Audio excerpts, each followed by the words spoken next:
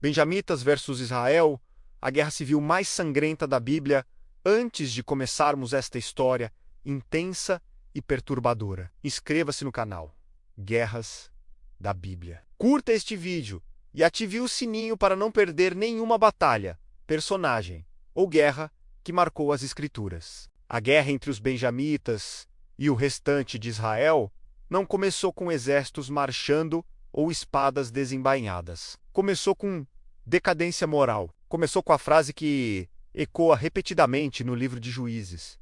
Naqueles dias não havia rei em Israel. Cada um fazia o que parecia certo aos seus próprios olhos. Quando não há liderança, a violência encontra espaço. Quando não há temor a Deus, o caos se organiza. Tudo teve início com um levita, que vivia nos confins da região montanhosa de Efraim. Sua concubina o abandonou e voltou à casa do pai, em Belém de Judá.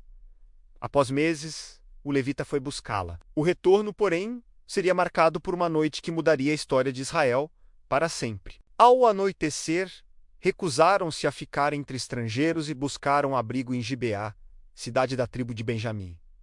Menos ironicamente, terra israelita. Um ancião os acolheu. Mas naquela noite, homens perversos da cidade cercaram a casa. Exigiram abusar do levita. O pecado que deveria ter sido extinto desde Sodoma reaparecia dentro de Israel. Para salvar a própria vida, o levita entregou sua concubina. Ela foi violentada durante toda a noite. Ao amanhecer, caiu morta à porta da casa. O levita tomou uma decisão extrema. Cortou o corpo da mulher em 12 partes e enviou uma a cada tribo de Israel. Não foi apenas um gesto de choque, foi um chamado à guerra. E funcionou. Israel jamais havia visto algo assim. A indignação se espalhou como fogo. As tribos se reuniram em Mispa.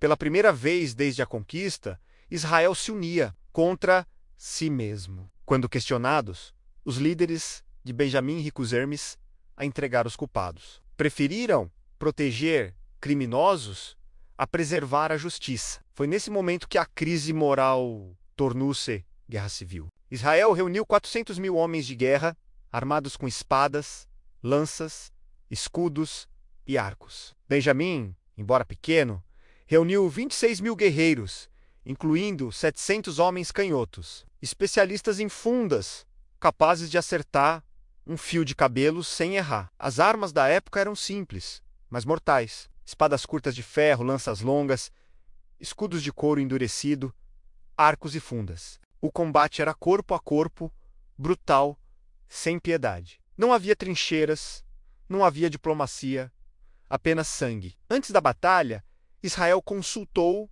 ao Senhor. A resposta foi clara. Judá subiria primeiro, mas a clareza da ordem não significava vitória imediata. No primeiro dia de combate, os benjamitas saíram de Gibeá como uma lâmina afiada. Mataram 22 mil israelitas. O choque foi devastador. Como uma tribo menor podia vencer uma coalizão inteira, Israel chorou, mas decidiu lutar novamente. Consultaram o Senhor outra vez. A resposta foi a mesma. Subi contra eles. No segundo dia, a tragédia se repetiu. 18 mil israelitas morreram. 40 mil homens haviam caído. A guerra mostrava que não se vence apenas por número ou indignação moral.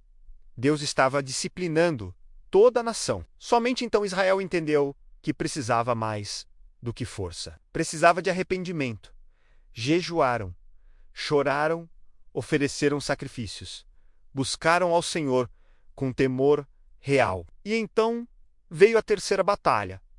Israel mudou a estratégia. Armou uma emboscada ao redor de Gibeá. Quando os benjamitas saíram confiantes, Israel fingiu recuar. Os guerreiros de Benjamim perseguiram, deixando a cidade vulnerável. O sinal foi dado. A emboscada avançou. Gibeá foi tomada e incendiada.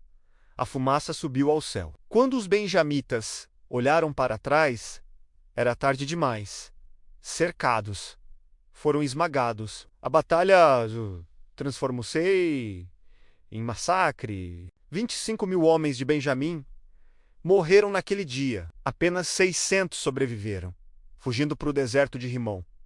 Israel venceu, mas a vitória tinha gosto de cinzas. A guerra não terminou no campo de batalha. Consumida pela ira, Israel passou a destruir cidades benjamitas, matando mulheres, crianças e animais. Quando a poeira baixou, perceberam o que haviam feito.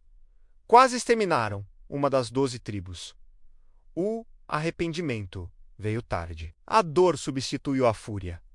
Choraram diante do Senhor. Perguntaram como poderiam preservar a tribo de Benjamim. O mesmo povo que exigiu justiça agora buscava misericórdia. Soluções extremas foram tomadas. Novamente, vidas inocentes foram afetadas. A história termina não com triunfo, mas com um alerta sombrio. A guerra entre Benjamim e Israel revela até onde um povo pode cair quando abandona a liderança divina. Mostra que a violência começa na corrupção moral e termina em sangue coletivo. Foi a guerra mais sangrenta entre irmãos. Uma cicatriz permanente na história de Israel. Não houve heróis, houve sobreviventes. E se você está gostando desse conteúdo profundo e impactante, inscreva-se aí no canal Guerras da Bíblia, curta este vídeo e ative o sininho para acompanhar mais histórias como essa. Israel venceu, mas quase perdeu a si mesmo. Se você gostou desta história, curta e compartilhe esse vídeo. Nos ajude a construir o maior canal de histórias, personagens e guerras bíblicas.